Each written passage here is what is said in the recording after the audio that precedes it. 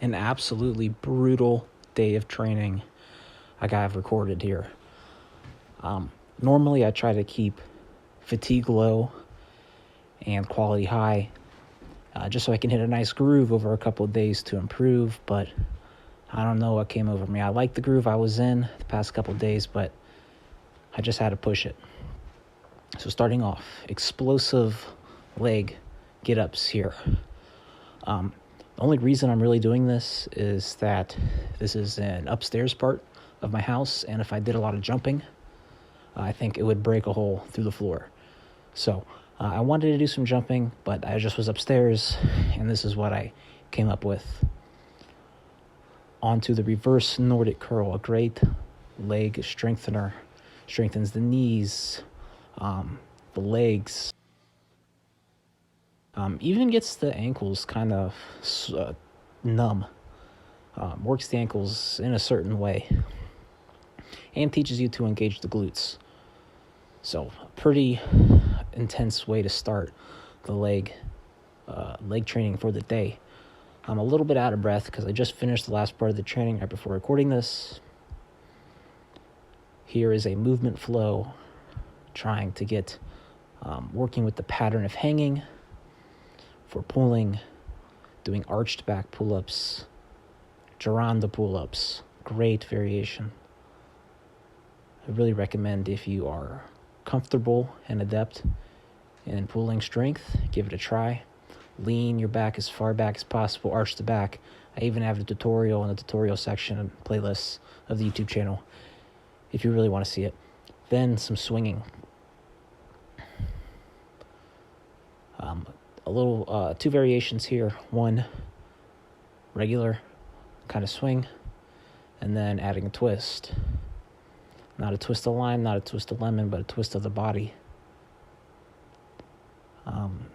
Not really sure what it does, but I liked it. Made it up on the fly here. Then a little bit more squat mobility. I've noticed from recording myself in the video, I noticed that my neck often lurches forward, and I'm using a lot of head to find my balance. I'm using my head to as a momentum. I create momentum with my head a lot, and I've noticed that from recording myself in training. That's why you should record yourself in training, an extra set of eyes. I'm not opposed to using my head to generate momentum in certain movements, but I do like to dance, and I do think it looks goofy, so I'll just learn to control it and understand it. And I feel like my head lurching forward often leads me to why I do some of this neck jerking before a lot of my movements, to loosen up the neck. So I tried to do a little bit of neck behind the body, putting my head behind the body, neck training, off camera. Here gets into a really good V-sit. Been kind of training this one for a while. This one is look at that. Look at the feet, almost a man-up position. I'm very happy. Getting a lot stronger. I've started some hyperbaric oxygen therapy just to manage some health conditions. And one of the benefits of doing that is also you get some added athletic potential, athletic performance.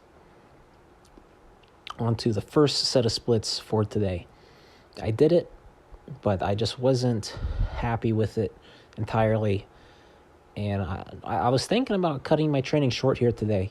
And if I would have cut the training right here, I would have had a pretty manageable day, pretty good amount of training and low fatigue, but I just wanted to push it. I just went in to warm up the splits. Now, if you notice here, this is what I'm talking about with lurching of the head forward. I'm often lurching the head forward. Here I'm doing, but you see my head kind of goes forward, but I'm working on it. Right here, I'm not keeping that in mind. And then here I hit a really good, I don't. But I do a kind of a calf training, working the soleus muscle, a low squat balance. It used to give me a really good stimulus throughout the lower legs, but not so much anymore, so I'll look to progress it. Maybe do some squats on top of it, on the ball of the foot. But I still, it's just become easy. So I'm going to lock it in easy before trying to add some progression, lock it in under control before moving outside of your comfort zone. This is also a pretty good way to spread out the feet. I'm also a big proponent of foot health. Please like, comment, and subscribe. It would really help out the YouTube channel. Yeah, I'm a pretty big proponent of foot health. I have a lot of foot health tutorials out here. Just the main thing is to get barefoot and just try to spread out the feet and undo the crushing of modern shoes. This is a new squat variation. Kind of the opposite of a dragon squat. You try to put your leg out to the other side as far as possible. I call this the long squat. If it has a real name, if some famous person did it before me, let me know in the comments and I will change it. But right now, this is the long squat. And then here is the good middle split. So I get it. I don't know if my thighs touched the ground, but it was pretty deep. This was a really good middle split. So I really would consider this a full splits. You can tell I was a little happy there. And this was really pushing. And I'm not, all this here, I don't know how much I'll be feeling it tomorrow, but I really did work the legs pretty good amount. The hamstrings, not so much, but a good amount of mobility addition along with some using the leg plyometrically. But the plyometric I used was pretty low impact, so hopefully my legs aren't too fatigued. And here I work on a handstand balance, trying to flag off to a one-arm handstand. Not quite there yet. I was very focused on the hollow back handstand, but the one-arm handstand is also a very cool move. So I'm just working on flagging both sides. This was probably the best amount of control I was able to produce to do the one-arm handstand. And then here I get into some shoulder mobility. I was not really feeling like doing a bridge today because I'm dry, it's arid around here, and the floor is slippery. So I really was focusing on trying to not let the neck lurch, because when I use my shoulders a lot, that's when my neck really lurches forward. It still does a bit because it just makes it easier for my shoulder mobility. And then I moved it in here a little bit too close together. And I think I kind of stretched out the fabric of the pillow here. This pillow is super heavy. It's like 10-pound pillow, not gonna lie, Tempur-Pedic.